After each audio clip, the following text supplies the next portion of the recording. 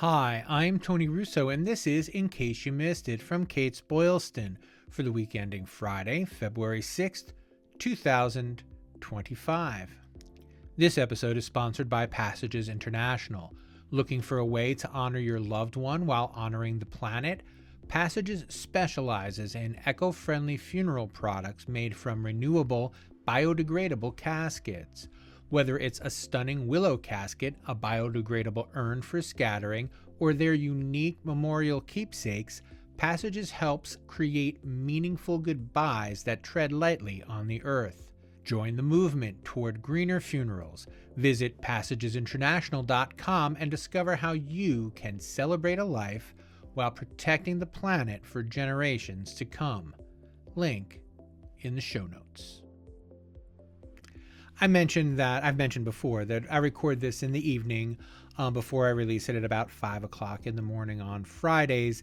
And today was a very weird day to try to report on what's going on because I'm going to start the story now, but the story's not going to end until about 10 o'clock tomorrow morning. So I guess we'll call it a cliffhanger. I'm going to do it in little chunks because it was a lot to deal with. So this morning I got an email, as did you if you are a subscriber, announcing that Matthews had prevailed in its arbitration with Tesla.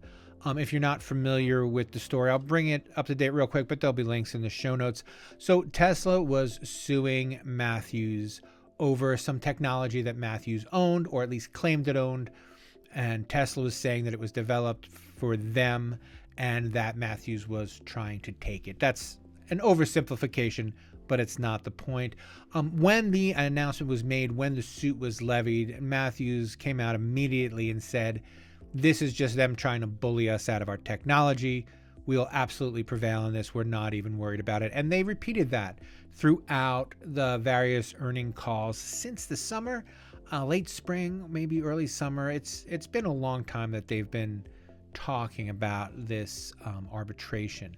And so now Matthews is in possession of this dry cell technology, which is really kind of a big deal. And I don't know how I missed it, or if I missed it, or if it was the world's biggest coincidence.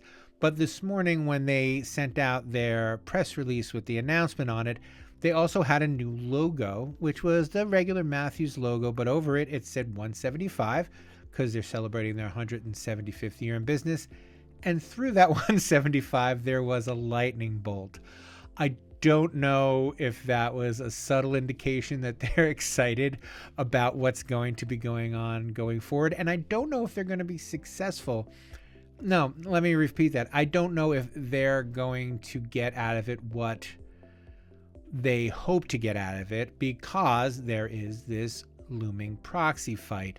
Now, Barington Capital, who is trying to have Matthews' board replaced by enough people that they can oust current CEO Joe Bartolacci, they want to stop messing around in the technologies.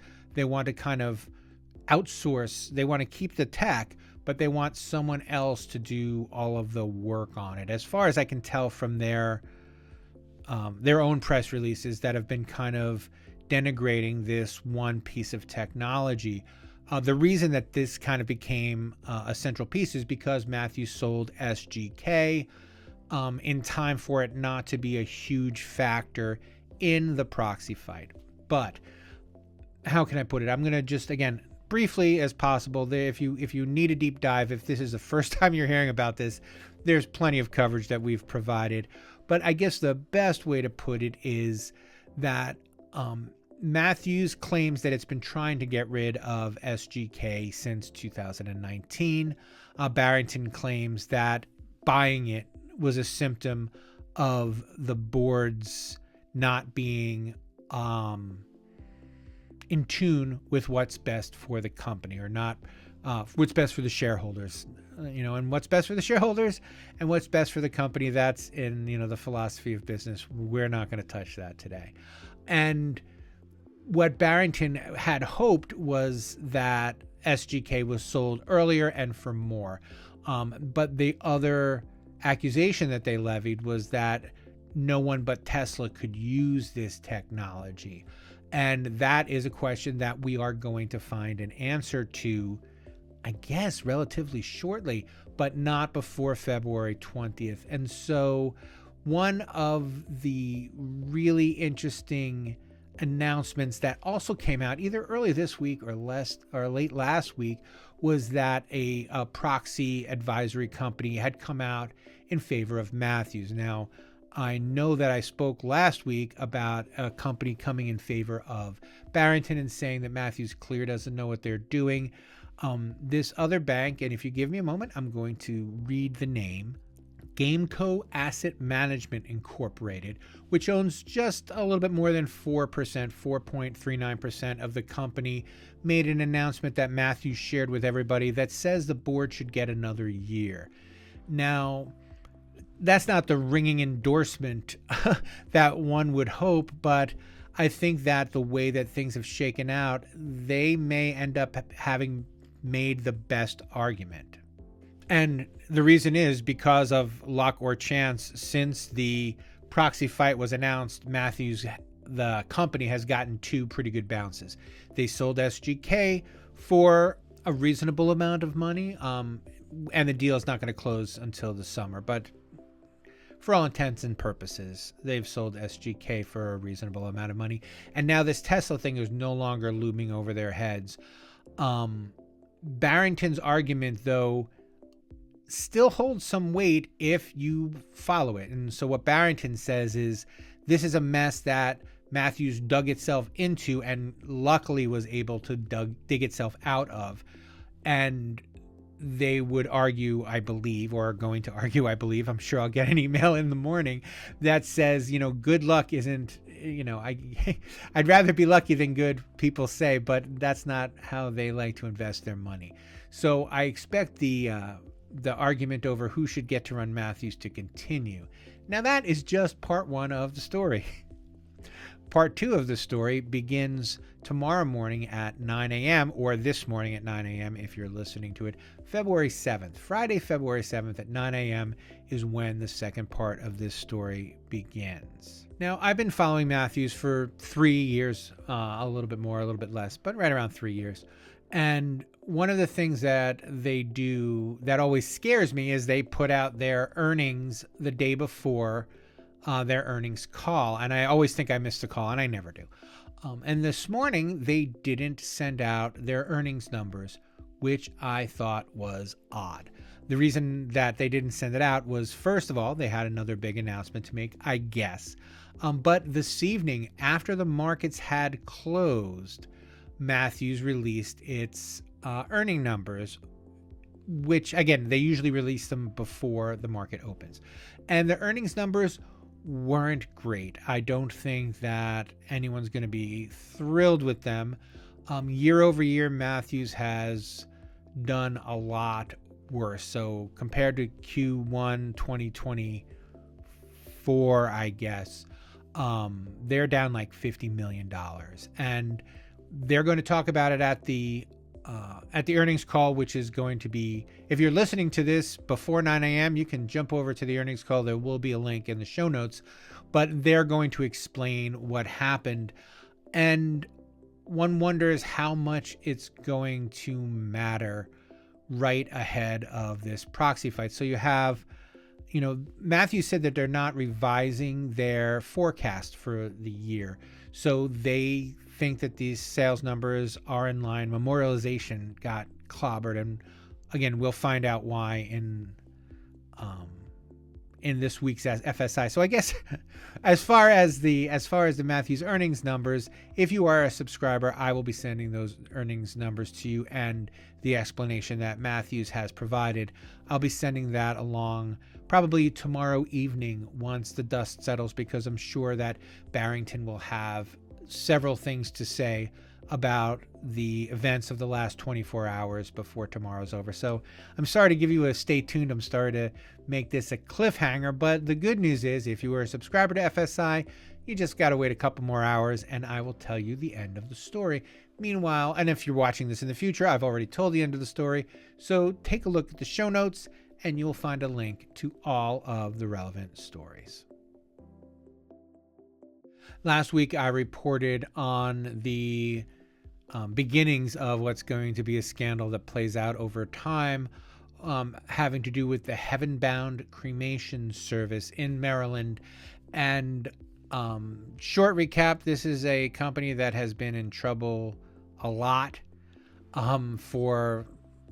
since 2017, I think. And the board just kept saying, please try to be better, until it got awful. And there were, decomposing bodies, the kind of things that we find in these kind of stories. And last week, they said that 3 board members have resigned. There are 4 board members missing from the roster that the state provides, but the state is not answering any questions. They said to just check the website, and whatever's on the website is correct. So checking the website, one of the funeral directors, the person who had been the secretary, Kirk Helfenbein, is no longer listed on the roster, but he's also not listed among the 3 funeral directors who resigned, and no one is answering questions. His term could have been over. It could just be as simple as that. So there's no telling where he's going, and no one's returning phone calls. So I've provided you with all the information I can. The new president, Kenyatta Clinton, has been on the board already, and the other licensed mortician on the board, Brittany Green, has been elevated to secretary. Many, if not most, of the consumer advocates on the board remain on the board, but all of the other funeral directors are off. We are waiting for more appointments. I've reached out to Ms. Clinton, and I'm hoping that she'll talk to me. She runs a really good funeral home in the area, and it's worth hoping that I speak with her. Funeral directors are harder to get in touch with than government flacks. So we'll keep trying to reach out to her. I'd like to see what she'd be interested in talking about, because she's in a unique position in that it's rare. And I've probably covered 5 of these stories in the last year, and it's rare that the government comes in and actually holds the funeral board accountable. And for someone like me who has been complaining that the funeral boards aren't held accountable for these oversights, now that they are, I want to at least give Ms. Clinton the opportunity to say, all right, well, this is how we're going to do it, and this is what we're going to do better. So hopefully we'll get that in the coming weeks. But for now, it's a story we're keeping our eye on, and if there's any more information, I will get it out to you as soon as possible. But there's a link to the current roster and to the other pages. I looked through some of the meeting minutes to try to put together who was on the board last month and who is on the board this month. And so I've got a list of that you can find in the show notes as well. And let me know if you know anything. If you are a Maryland funeral director and you have anything to say, please reach out to me or leave a voicemail. I'll give you all of those things at the end of the show. And I'd love to hear some more insight from people closer to the action. Pinnacle Funeral Service and Rawlings Funeral Service have announced that Nancy Weil has joined their team as Director of Community Outreach. Nancy has more than 18 years of experience in funeral service, the last 6 running the membership section of the Order of the Golden Rule. She worked closely with funeral homes all over the country, which makes her the perfect choice to continue kind of in that capacity for Pinnacle and Rawlings. She is a certified grief management specialist, a grief services provider, and a funeral celebrant. So facilitating grief support groups and providing training and those kind of things are right up her alley. She will do very well, and we want to wish her congratulations. There's a story out of Baines, which is probably Banes, which is in Holguin, Cuba, about that town getting a new hearse. And The reason that I bring this story up is because a couple of weeks ago, I chose not to report on it. And maybe more than a couple of weeks ago, there was this thing on Twitter about this town in Cuba that couldn't even afford a hearse for its dead. And there was all sorts of outrage about it. And they had a bunch of people, standing around this pickup truck where they put the casket in the pickup truck and take it on to the cemetery. And what I found interesting about that was I had just finished writing a story about a woman, Angela Woosley. I think I've had her on the podcast before, and she was saying how one of her early successes was bringing someone to the cemetery in a pickup truck rather than in a hearse, because that's what they wanted. And it's Cuba is Cuba, and I thought it was an interesting juxtaposition. Talk about a first world problem is, I don't know if I want a hearse. I want to have a pickup truck, as opposed to I can't believe all I get is a pickup truck when other people can have a hearse. So they've solved that problem in Cuba, and there's a link to the show notes. It's a more reasonable looking vehicle, and they're very happy to have it, and they're happy to be able to serve their families with it. I just wanted to bring it up because it was interesting, as people here are like, let's have more natural burials. Let's, use alternative hearses. I've got a story about an alternative hearse coming up in a couple weeks that I think you're going to get a kick out of. And then these people who have less access to motor vehicles in general, there is no Detroit of Cuba, complaining that all that they can have is a pickup truck. So link to the story in the show notes. It's worth taking a look at.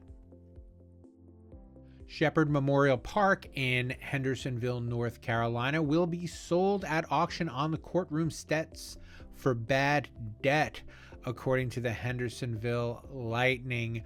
Superior Court Judge Marvin Pope ordered the sale, which has come after a 4-year lawsuit by the North Carolina Cemetery Commission. The cemetery has been in receivership, and the debt is still owed. And the current owner, Melody Shepherd, has been banned from the grounds, and she will not be allowed to visit unless she has written permission from the owners of the plots that she's going to visit. The proceeds from the sale, which are estimated to be between $900,000 and $1.4 million, will be used to pay creditors and cover legal fees. If there's any money left, Ms. Shepherd can have it, but she cannot own the cemetery anymore. I'm going to dig into this a little bit, and if I have a follow-up for you, I will provide it next week. But for now, there's a link to the story in the show notes. And that will do it for this week. Funeral Service Insider, in case you missed it, is a Kates-Boylston production. It was written and edited by me, Tony Russo. Before we go, I do want to encourage you to swing by the show notes and click on the Funerals of the Famous spot. The new Funerals of the Famous is out now. It is volume 10. It is sponsored by Wilbert, and it has all sorts of great Funerals of the Famous type stories. Willie Mays is in there. Rosalind Carter is in there. Jimmy Carter is not, because he was still alive when it went to the printers, but that just gives us something to look forward to for volume 11. Anyway, there is a code in the show notes that you can use to get $20 off the usual $59.95 price. So for $39.95, you can get this lovely, lovely Funerals of the Famous. And I know that a lot of people collect it. I know that more than occasionally people will call and ask for an old one that is now out of print. So there are a limited number available, and when that number is gone, we don't often do second printings. So if you are a completist, you want to order this while you still have the chance. If you are listening on your computer and would like to listen on your phone, what I would like you to do is go to your phone and type in Funeral Service Insider on the podcatcher that you find there. If you have an iPhone, it will be a purple circle for Apple Podcasts. If you have an Android, you have a podcatcher app in probably your music. For instance, Amazon Music has podcasts. Spotify also has podcasts. If you listen to other podcasts, then if you're using like, I don't know, Castbox or one of those, you can subscribe to it on there. Just type Funeral Service Insider. We're the only one with that name, and we would love to hear from you. And that will do it for this week on In Case You Missed It. We'll check in with you next time.